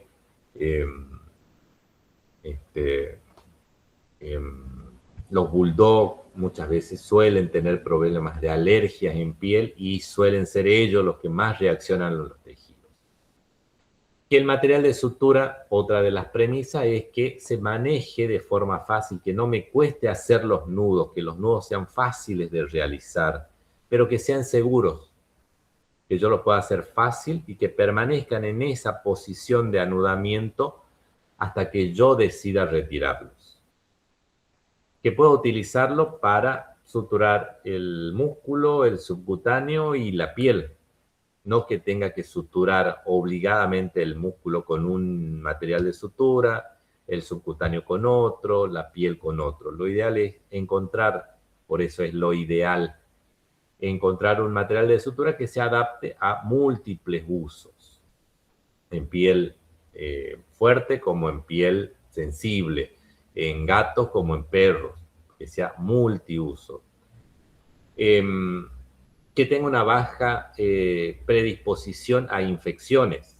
Hay materiales, sobre todo los absorbibles, que se ven alterados por las bacterias. Entonces no los puedo utilizar cuando son heridas crónicas o heridas donde hay potenciales focos de infección. Por ejemplo, el catgut, material absorbible de origen natural, se ve afectado grandemente, enormemente por las infecciones. Entonces no puedo dejar catgut liberado a una herida contaminada. Al pasar esa aguja en la puntada a través de los tejidos y al arrastrar el hilo, este hilo no tiene, de material de sutura, no tiene que ir cortando el tejido. Le pasa mucho al multifilamento. Tiene un efecto de sierra o efecto de aserrado. Pasa el hilo y hace las veces de sogueo, hace las veces de corte, el mismo hilo que pasa a través de los tejidos. A menor efecto cortante, a menor efecto traumático, es lo ideal para esa sutura. Y obviamente somos veterinarios, tenemos que tratar de adquirir los hilos de sutura de menor costo para que sea más rentable para nuestra actividad. ¿Qué tenemos que considerar como características? El diámetro, la resistencia, la elasticidad, la capilaridad, que hasta ahora no lo habíamos mencionado, que es la capacidad de absorber y conducir líquidos. Pasa mucho cuando hacemos sutura de vísceras huecas, que las veremos en la próxima clase, que lo que hacen es a veces permeabilizan líquidos o bacterias desde el interior de la víscera hueca hacia la serosa, hacia una cavidad, poniendo en serio riesgo la integridad de ese paciente. Porque dentro de la luz del intestino hay materia fecal, hay bacterias, pero en la cavidad no hay, es aséptica la cavidad abdominal. Si por capilaridad las bacterias pasan desde la luz del intestino hacia la cavidad abdominal, supondrían serios riesgos para la vida de ese paciente. El efecto de aserrado ya lo mencionamos, la flexibilidad es la facilidad para llevar a cabo los nudos y la memoria, la forma de permanencia de ese nudo en las condiciones en las que lo dejamos. Hay muchos nudos que por ahí se van aflojando porque la memoria del material nos ayuda a que quede en ese lugar momentáneamente, pero después vuelve al estado original o trata de volver al estado original. Eso es lo que debemos evitar. En el paquete envoltorio de una sutura, vamos a considerar que nos dice el número, el grosor. Por ejemplo, acá es 5,0. Quiere decir de que tiene en la numeración 5 ceros antes de la unidad en el sistema métrico. Quiere decir que el grosor de un cabello es la quinta parte del grosor de un cabello estándar. Ya lo vamos a ver. A mayor número de ceros, más fino es el material. Si yo hablo de este 5,0, es más finito, mucho más finito, la quinta parte, que un cabello natural. Si es un 8,0, es más fino todavía. Pero si es un 2,0, es más grueso, es casi del grosor de un cabello. También me va a contar el envoltorio de este paquete que esta hebra de hilo, este material de sutura, tiene 75 centímetros de largo, 30 pulgadas. Me va a contar cuándo se fabricó y cuándo se venció el producto. Me va a contar que tiene una aguja curva, que esa aguja ocupa las 3/8 partes de la circunferencia. Y me va a contar que tiene una sección triangular. Acá está el triangulito dibujado, es sección triangular. Y tiene 12 milímetros, desde la punta hasta el ojo, tiene 12 milímetros. Que fue esterilizado, que es de color negro. Bueno, tiene su código, su lote. El papel del envoltorio fue utilizado por segunda vez. Todo eso me cuenta. Y acá tenemos, por ejemplo, este es el grosor de un cabello, que está al centro, un cabello humano estándar. Y vamos teniendo el grosor más o menos estipulado, un 7,0, 6,0, correspondería con un cabello. El 8,0 ya es más fino que un cabello, el 9,0 que les decía, mucho más fino, 10,0, 11,0, cirugía oftalmológica. Esto es lo que les hablaba hace un momento de la resistencia, de la resistencia que se debe vencer de los tejidos, tanto la resistencia de los bordes de la herida como la resistencia del material de sutura. Y esto va, como ven estas líneas amarilla y roja que se entrecruzan, el material de sutura con el tiempo va declinando su resistencia y la necesidad de resistir los tejidos se van acostumbrando y va cicatrizando y la tensión va disminuyendo y es totalmente opuesta. A medida que cae la resistencia de los tejidos, del material de sutura, aumenta la resistencia en los tejidos. Bueno, acá un poquito de lo que ya les explicamos, que ya les hablé, la elasticidad, la forma de la sutura, se estira y luego recupera al hacerse el nudo. La capilaridad, la capacidad que tiene la sutura de permitir el paso de líquidos y a veces inclusive microorganismos, permeabilizando la hebra. El aserrado, el efecto de cierre al pasar el tejido a través de los tejidos. La flexibilidad, lo manejable, lo dúctil, que es una sutura. La memoria, la tendencia a volver a su estado original. Bueno, esto más de lo mismo, otro paquete de otro tipo de sutura. Me dice un 3,0. Es tan grueso y más grueso que un cabello. Me dice que también es una aguja curvilínea, que es un medio o 5/8. No, eso no estoy encontrando. Pero por el esquema yo ya estoy sabiendo que es por lo menos un 5/8, sino un medio de circunferencia. 3,0 tiene 2 metros de largo, tiene una única aguja.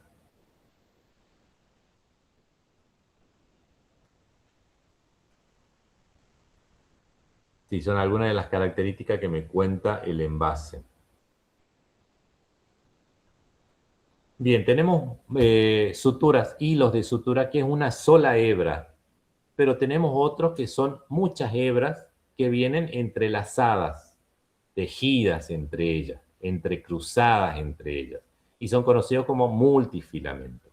Entonces hablamos de monofilamento, una sola hebra, o multifilamento, varias hebras, entrecruzadas, trenzadas, arrolladas entre ellas. Esas generalmente son las que producen el efecto de aserrado en los tejidos. Así, por ejemplo, tenemos filamentos trenzados, multifilamentos recubiertos, estos son como revestidos de silicona generalmente, lo que disminuye el efecto de sierra. El monofilamento, y después hay un multifilamento torcido o retorcido, está trenzado, no es que se entrecruza, sino que al igual que el hilo choricero que se compra para hacer los arrolladitos, viene retorcido el hilo en una dirección y el compañero viene en sentido opuesto, entonces se entrelazan entre ellos, se retuercen entre ellos, torcido o retorcido.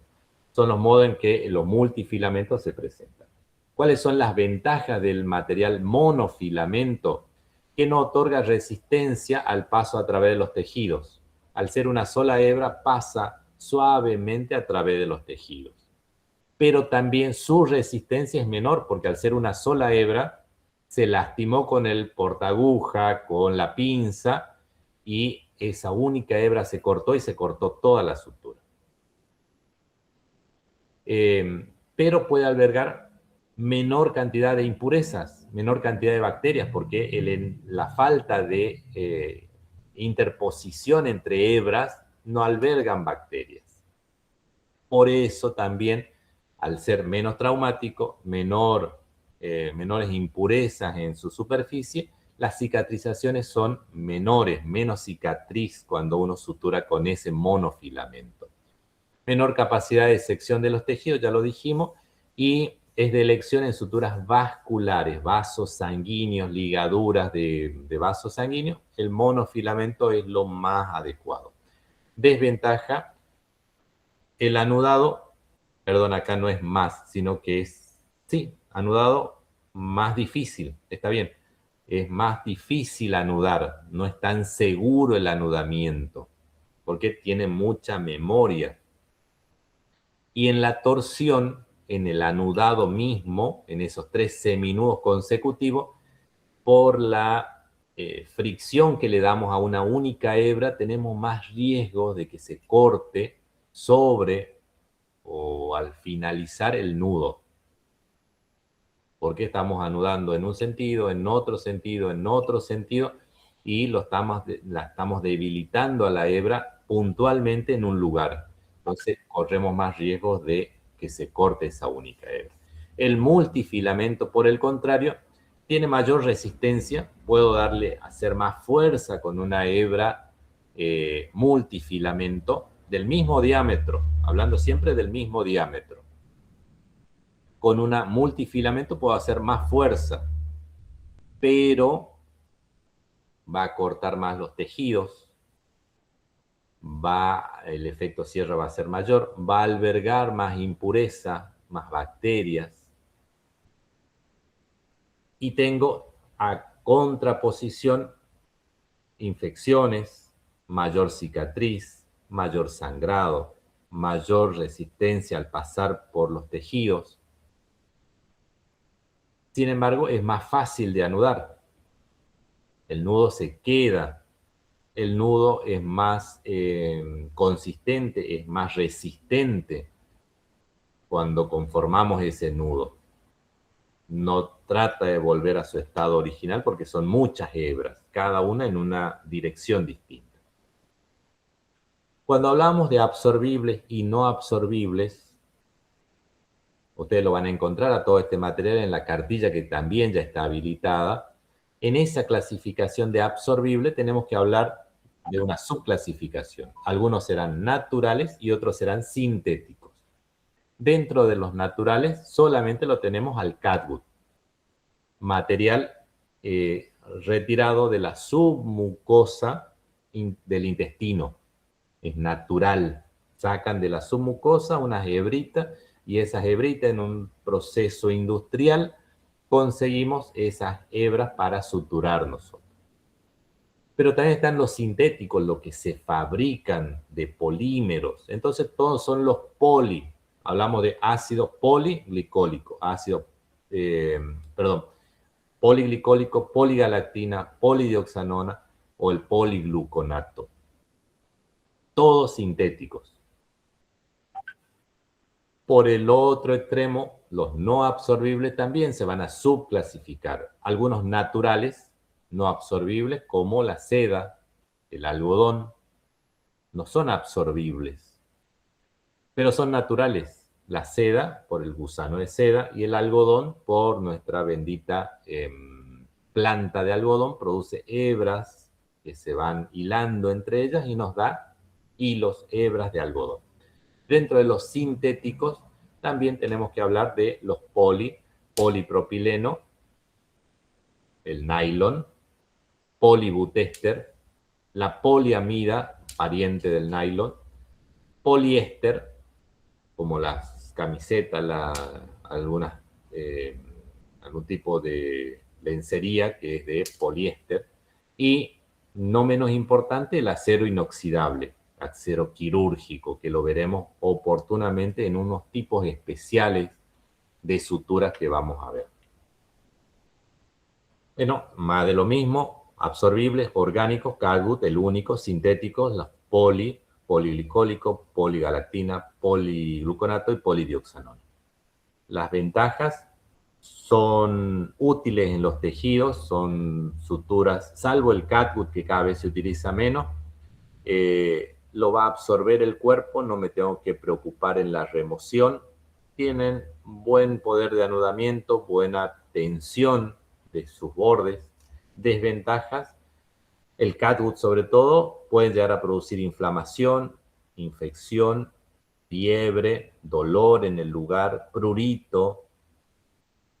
En la absorción generalmente se utiliza en cavidad bucal porque no tenemos que estar en un lugar tan contaminado, removiendo los puntos de sutura, sumado a que la cicatrización de las mucosas orales, también genitales, es muy rápido.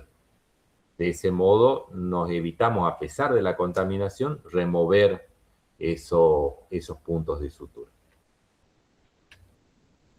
Dentro de los no absorbibles, que si bien tienen una reacción del organismo de hidrólisis, el cuerpo responde con hidrólisis a ese material de sutura, tenemos el algodón y la seda como orgánicos, y dentro de los sintéticos, los polipropileno, poliéster, poliamida, el nylon, y el acero inoxidable, que no se absorbe en absoluto, permanece ahí íntegro de por vida.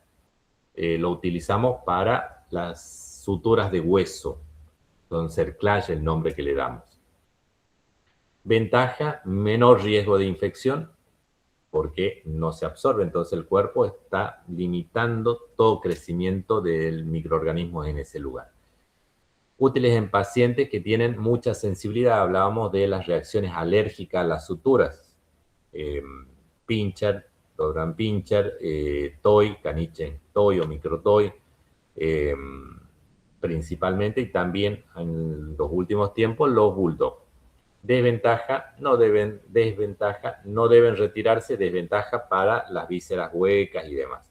Ventaja para los planos superficiales. La piel, por ejemplo, es una ventaja que lo pueda retirar a ese material y que el paciente no tenga que convivir con ese material.